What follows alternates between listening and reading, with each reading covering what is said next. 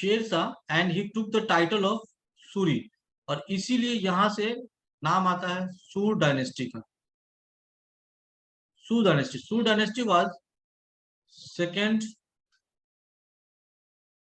Afghan rule in India. First Afghan rule कौन था?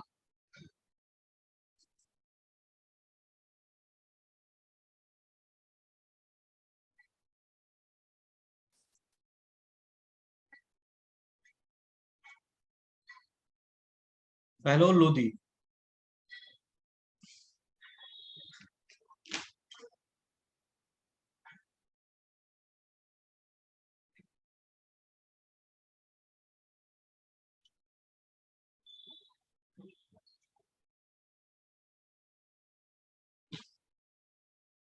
इसने लोधी डायनेस्टी की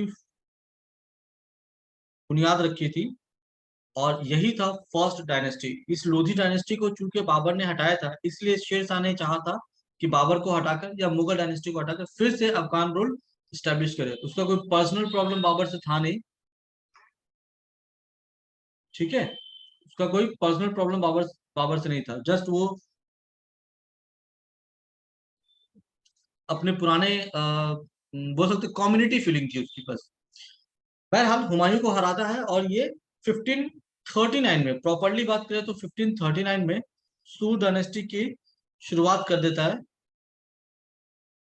और 1540 में आफ्टर बैटल ऑफ कन्नौज वो अपना कंसोलिडेशन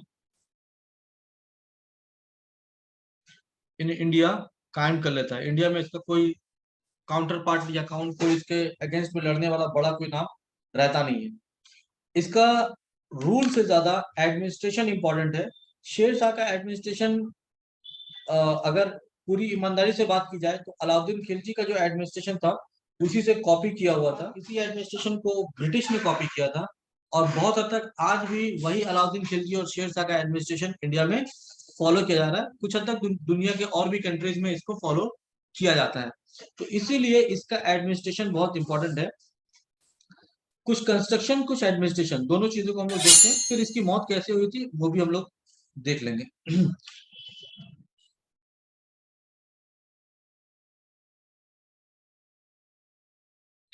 कुछ इंपॉर्टेंट ऑफिशियल्स का बारे में पढ़ते हैं पहले हम लोग। जो ऑफिशियल्स थे उनके डेजिग्नेशन क्या थे?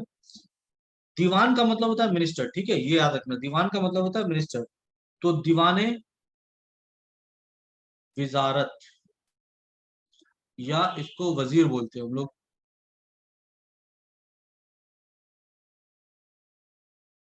Revenue minister. दीवाने Areej, chief of army.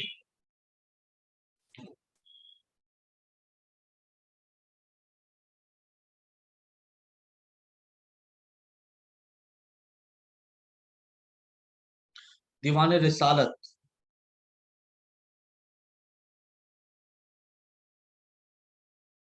Foreign minister.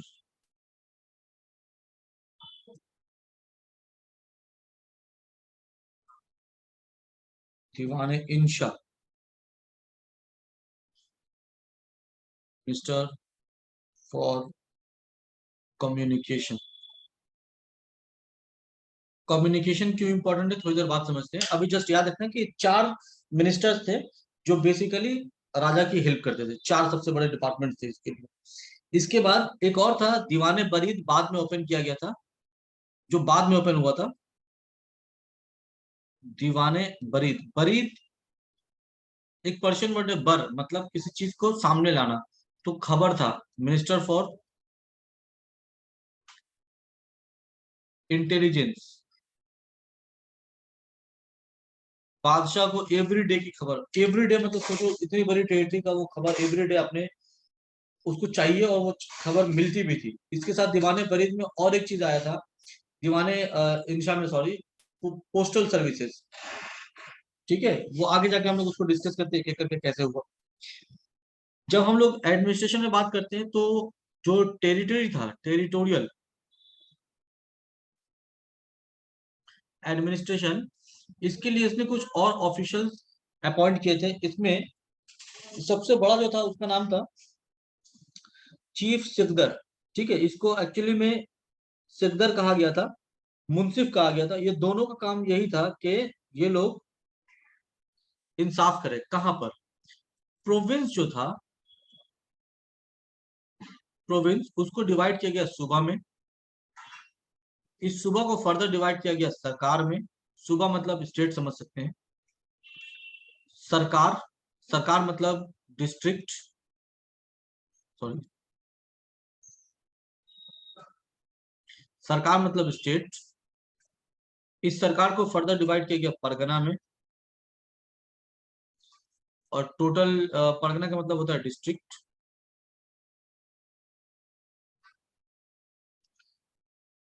District के बाद परगना के नीचे आया था मौजा,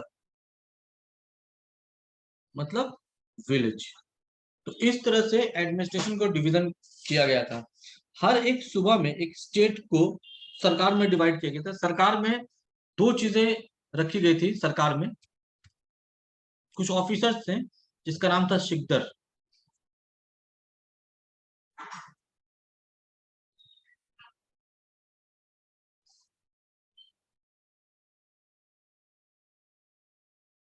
लॉ एंड ऑर्डर को मेंटेन करने के लिए जिस आदमी की जिम्मेदारी दी गई थी उसका नाम था सिकदर। इसी तरह एक और आदमी था जिसको बोलते थे मुंसिफ। इसको पुलिस वाला बोल सकते हैं आप। ठीक है, मुंसिफ वॉज अ जज, Sikdar was kind of commissioner. तो जज का काम क्या था? जस्टिस प्रोवाइड करना। ये दोनों चीजें कहाँ करेगा? ये दोनों चीजें सरकार लेवल में करेगा, जैसे हाई कोर्ट टाइप का या कमिश्नर टाइप का जो हो रहा है उसका। सिकदर वॉज मिलिट्री चीफ, और इसकी जिम्मेदारी क्या थी? ये लॉ एंड ऑर्डर को मेंटेन करना सरकार में। हर एक सरकार परगना में डिवाइड किया गया था। इसमें एक आदमी और था, अमीन। ये वर्ड आप भी जो लोग यूपी बिहार में है वो सुनते होंगे। जमीन के माप तोल करने वाले को अमीन बोलते हैं। ये लैंड रेवेन्यू को देखता था।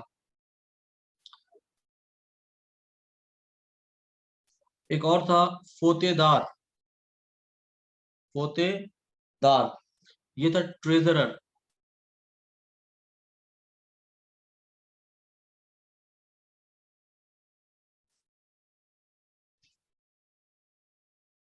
कारकुन, अकाउंटेंट। ये सारे लोग जो, ये जो तीनों लोग काम कर रहे थे, ये परगना लेवल पे काम कर रहे थे। और ये जो दो लोग थे ये स्टेट लेवल पे। स्टेट में ऐसा नहीं कि सरकार लेवल पे ऐसा नहीं कि और कोई ऑफिसर्स नहीं थे, बट यही ऑफिसर्स के हायर इंचार्ज को सरकार लेवल पे बिठाया जाता था। मौजा जो था बिल्कुल छोटा यूनिट था। इक्तादारी सिस्टम यहाँ चल रहा था, हर एक यूनिट को इक्ता बोल रहे थे। बट इक्तादारी सिस्टम में ये इसने चेंज किया था। पहले इक्तादारी सिस्टम में ये था कि हर आदमी को जागीर दिया जा रहा था। शेर शाह ने जागीर में देना बंद करा दिया गया।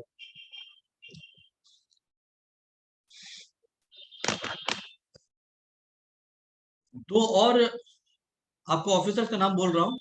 एक का नाम था आमिल। ये आमिल इंपॉर्टेंट है क्योंकि एग्जाम में पूछा हुआ है आमिल। ठीक है, और एक नाम था कुनंगुहो। ये दोनों का काम था कि रेवेन्यू रिकॉर्ड्स को मेंटेन करे। इंचार्ज फॉर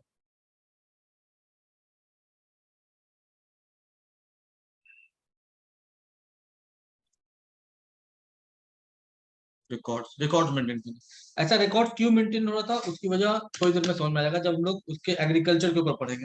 देखो, जब लैंड रेवेन्यू की बात आ रही है तो लैंड को इसने बोला कि हम, ये पहला राजा था जिसने शेड्यूल्ड क्रॉप रेट का एक शेड्यूल्ड रेडी किया था, जिसपे सीजन वाइज क्रॉपिंग क्या होगी उसको डिसाइड किया गया था। जैसे हम लोग खरीफ और रबी और जायद क्रॉप देखते हैं, इस तरह का। इसने जमीन के रेवेन्यू के लिए एक असेसमेंट सिस्टम स्टार्ट किया था जो अभी भी चलता है, असेसमेंट सिस्टम। इसको नाम रखा था जब्ती हर साल। जब्ती, जिन लोगों ने हिस्ट्री पढ़ा है, जब्ती सिस्टम अकबर के टाइम में आपने पढ़ा होगा। मैंने पहले भी बोला है कि अकबर ने एक्चुअली शेर शाह सूरी के पॉलिसी को अपनाया था एडमिनिस्ट्रेशन के लिए, तो वहीं से जब्ती सिस्टम आया। जब्ती was not introduced by Akbar, ये उससे पहले आ चुका था। जब्ती हर साल, that is assessment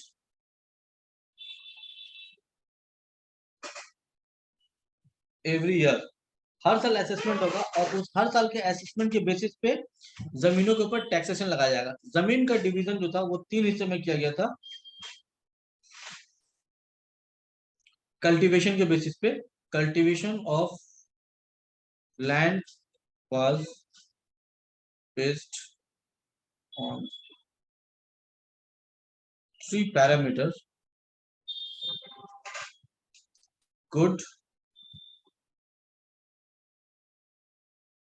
middle, bad. हर साल ये देखा जाएगा कि जमीन में गुड होगा या बैड होगा, मतलब फसल बहुत अच्छी उग रही है, ये ठीक है, सो एंड सो एवरेज उग जा रहा है, और एक में फसल उग ही नहीं रही या फिर बहुत खराब हालत में उग रही है। बहरहाल जो भी होगा, स्टेट का शेयर कितना होगा? स्टेट का शेयर 1/3 ऑफ द प्रोडक्शन। आपके खेत में जो भी अनाज उग रहा है उसका 1/3, और ये जो 1/3 है, ये सिर्फ और सिर्फ कैश में देना पड़ेगा या क्रॉप में। या तो आप अनाज दीजिए और कैश दीजिए, कोई और चीज की शक्ल में ये एक्सेप्ट नहीं किया जाएगा। जमीन की मेजरमेंट के लिए, जमीन की मेजरमेंट के लिए जो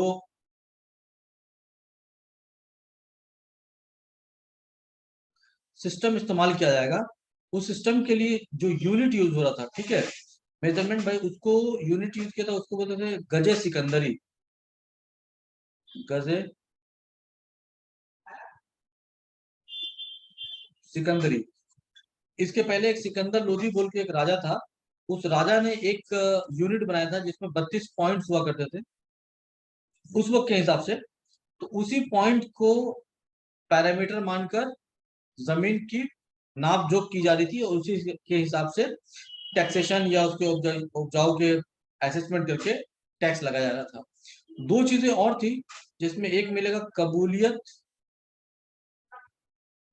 और एक मिलेगा पट्टा। ये दोनों चीजें ओनली फॉर पीजेंट्स के लिए थी। किसके लिए थी? पीजेंट्स के लिए। कि कबूलियत में एक डीड ऑफ एग्रीमेंट था,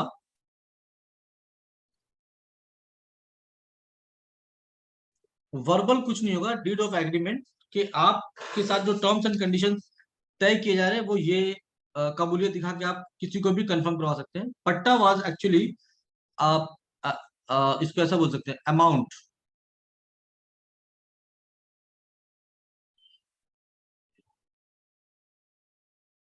पेड बाय ईच पीजेंट। अभी मैंने बोला ना कि आप या तो यहाँ पर कैश या क्रॉप दे सकते हैं, तो जो अमाउंट आपको देना है उसी को कहा जाएगा पट्टा। हर एक पीजेंट का अलग अलग पट्टा होगा with respect to the production of land in his custody और इन हिज होल्डिंग। और जो भी आपके साथ पट्टा तय हो रहा है, उस तय के लिए आपको एक एग्रीमेंट दिया जाएगा ताकि कोई आपके साथ जाति न कर सके। हो सकता है कोई ऑफिसर बोलेगा नहीं तुमको ज्यादा दिया गया, तुमको कम दिया गया, इसलिए बोला गया इसको कम किया जाए, इसको फिक्स किया जाए। कुछ कॉइन्स इशू किए थे, देखो, दो कॉइन था। एक था रुपया, ठीक है, एक कॉइन था दाम, बंगला में बोलेंगे तो शायद ऐसा होगा, दाम, ठीक है। ये एक सिल्वर कॉइन था। एक और कॉइन इशू किया था इसने जिसको बोला गया था रुपया। आज की डेट में हम लोग जो इंडियन करेंसी देखते हैं रुपी, इंग्लिश में या हिंदी में या अदर लैंग्वेजेस में रुपया बोलते हैं, it was started by Shershah Suri. ये दो कॉइन्स इसने स्टार्ट किए थे। कंस्ट्रक्शन की फील्ड में अगर हम बात करें, सर रुपया जैसे मतलब दाम जैसे सिल्वर कॉइन था तो रुपया कुछ रुपया भी मतलब। सिल्वर कॉइन था। रुपया भी सिल्वर कॉइन था। दो कॉइन्स उसने स्टार्ट किए थे, दाम एंड रुपया, ठीक है, दोनों ही सिल्वर कॉइन थे। रुपया वाज ऑल्सो सिल्वर कॉइन। हो गया? Yes sir. ओके। यस। ना कंस्ट्रक्शन में जो इसका सबसे बड़ा कारनामा था वो था ग्रैंड ट्रंक रोड। अब देखो, इसको ग्रैंड ट्रंक रोड अभी नहीं बोल के मैं आपको इतिहास बताऊं तो उसने बनाया था सड़क आजम, सबसे बड़ी सड़क। इसको कई बार रॉयल रोड या शाही सड़क भी कहा गया था, लेकिन इसका ऑफिशियल नेम उस वक्त तक ग्रैंड ट्रंक रोड नहीं था, क्योंकि नाम से ही पता लग रहा है ये इंग्लिश का नेम है, तो ये बाद में दिया गया था। ये सड़क कहां से कहां तक बनाई गई थी? ये सोनार वैली टू इंदस वैली। बाद में इसी को ब्रिटिश ने थोड़ा एक्सटेंड किया और नाम रखा इसका ग्रैंड ट्रंक रोड, और ये चला कैलकाटा से लेकर पेशावर। आई होप ये समझ में आ गया होगा। इस सड़क के साइड साइड में जगह जगह पर एक सराय बनाया गया। सराय, सराय मतलब अ काइंड ऑफ इन, जिसमें मुसाफिर थोड़ी देर के लिए रुक कर आराम करेगा, खाना खाएगा। इसी इन को बाद में चौकी या पोस्ट ऑफिस, ठीक है, उसकी तौर पे यूज किया गया। इसको बना गया चौकी।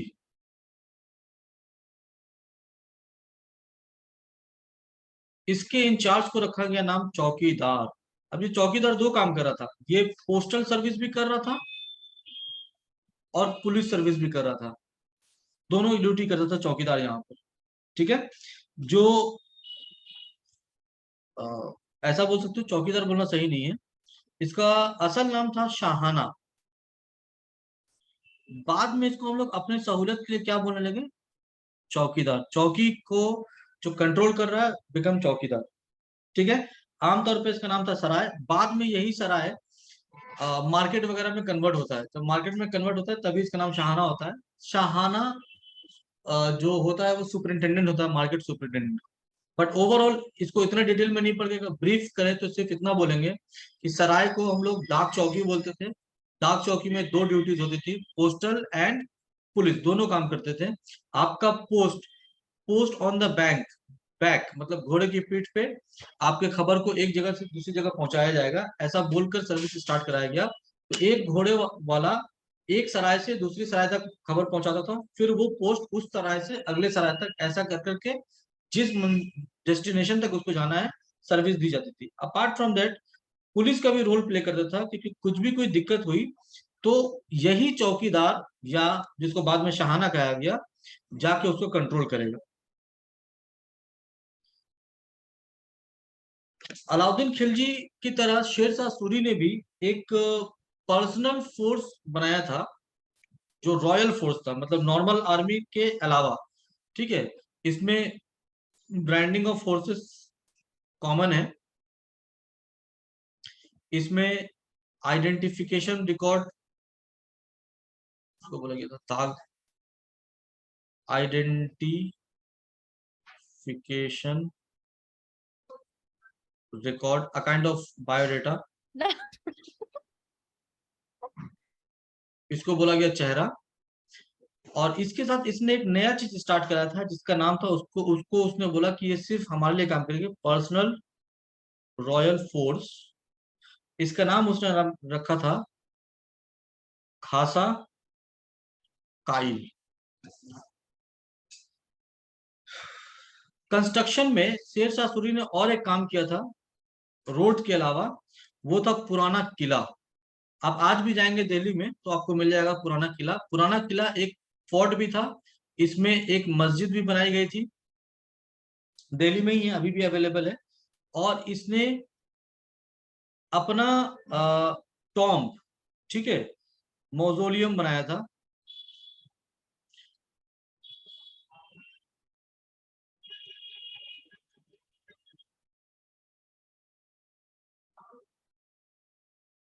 सासाराम बोल के एक जगह है बिहार में, कभी मौका मिले तो जाना वहां पर। बहुत खूबसूरत सा टॉम्ब, बहुत खूबसूरत सा टॉम्ब था। शेरशाह ने अपने ही टॉम्ब को पहले बनवाया था कि अगर जब उसकी डेथ हो जाएगी तो सासाराम में उसको बरी कर दिया जाएगा। इसके पीरियड में कुछ एक किताबें लिखी गई थी, जिसमें सबसे नोटेबल बुक थी मलिक मोहम्मद जैशी की। अगर आपसे कभी पूछे कि मुगल हिस्ट्री में सबसे पहला हिंदी का स्कॉलर कौन था, अभी हम लोग पढ़े हैं हिंदी का बड़ा स्कॉलर, तो आंसर था, सर सर एक बार पैलेस्टाइन दिखाएंगे? एक सेकंड जस्ट उसको मैं कंप्लीट कर लूं फिर दिखाता हूँ उसमें, ठीक है। First Hindi scholar during Mughal period.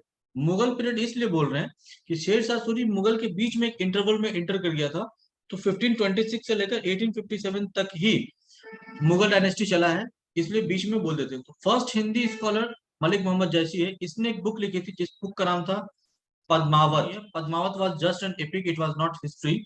Malik Mohammad Jayasi ने just historical names and places का इस्तेमाल करके एक कहानी लिखी थी जिसमें पद्मावती एक रानी होती है। हिस्टोरिकली आज भी पद्मावती का कोई रिकॉर्ड नहीं मिलता है, अगर वो रानी थी तो कहाँ की रानी थी, बाप कौन था, किंगडम क्या था, हिस्टोरिकली पूरा लूप होल है। बहरहाल ये बुक लिखी गई पद्मावत। पद्मावत कहानी का जो दो सबसे इंपॉर्टेंट कैरेक्टर है वो है Alauddin Khilji,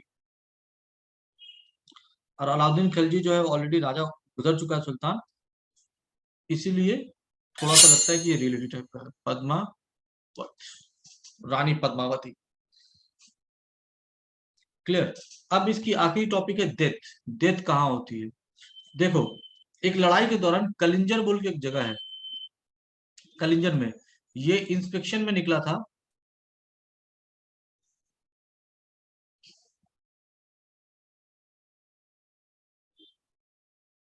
inspection in of artillery, और इसी में एक बॉम्ब के एक्सप्लोजन की वजह से शेर शाह सूरी जख्मी होता है और फाइनली उसकी डेथ हो जाती है।